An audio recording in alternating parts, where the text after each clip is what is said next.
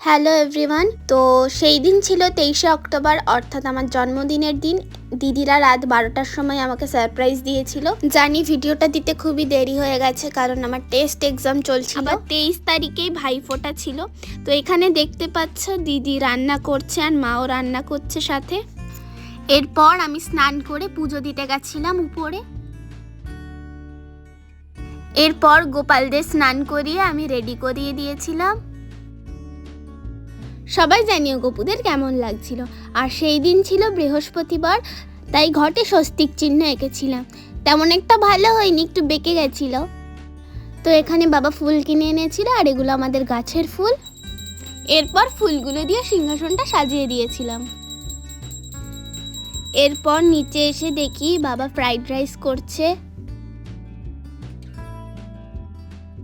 এখানে আমি ভাইফোঁটা দেওয়ার জন্য রেডি হয়ে গিয়েছিলাম। সবার প্রথমে গপুদের ভাইফোঁটা দিয়ে দিয়েছিলাম। এখানে অসাধারণ একটা মুভমেন্ট, ভাই দিদিকে প্রণাম করছিল, আর বিঙ্গ পাশে বসে মিষ্টিতে লোভ দিচ্ছিল। এরপর একে একে সব দাদারা আসছিল, তাদের এক এক করে ভাইফোঁটা দিচ্ছিলাম।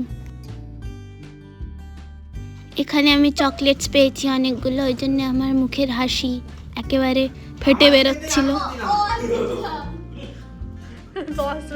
এখানে ছোড়দাকে ভাইফোঁটা দিচ্ছিলাম। ছোড়দার কাজ ছিল, তাই দাদা তাড়াতাড়ি বেরিয়ে গিয়েছিল, খাইও নি সেই দিন। এখানে দেখি বিঙ্গ নিচে নিজেই আসনে বসে পড়লো ভাইফোঁটা নেবে তাই।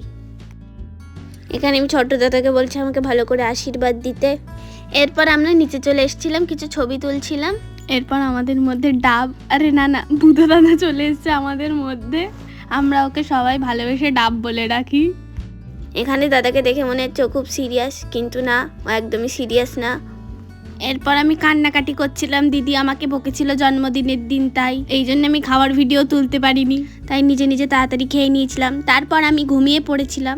রাত 9টায় উঠে রেডি হয়েছি। লোকজন বাড়িতে এসে গেছিল, তখন আমি উঠেছিলাম। তোমরা সবাই জানিও আমাকে কেমন লাগছিল। এটা আমার খুব ফেভারিট জামা, কালারটাও খুব ফেভারিট। তো দিদি না সারাদিন এক ঘরে আটকে ছিল, কি করছিল জানতাম না। আমি তো বারবার উঁকি মারছিলাম। তারপরে দেখি যে আমাকে সারপ্রাইজ দেবে বলে এইসব করেছে। আমি জিজ্ঞাসা করেছিলাম যে রাতে আমি কেক কাটবো, দিদি নাটক করে বলেছে যে না, কোনো কেকই আনা হয়নি। আর কেক দেখে আমি খুবই খুশি হয়ে গিয়েছিলাম।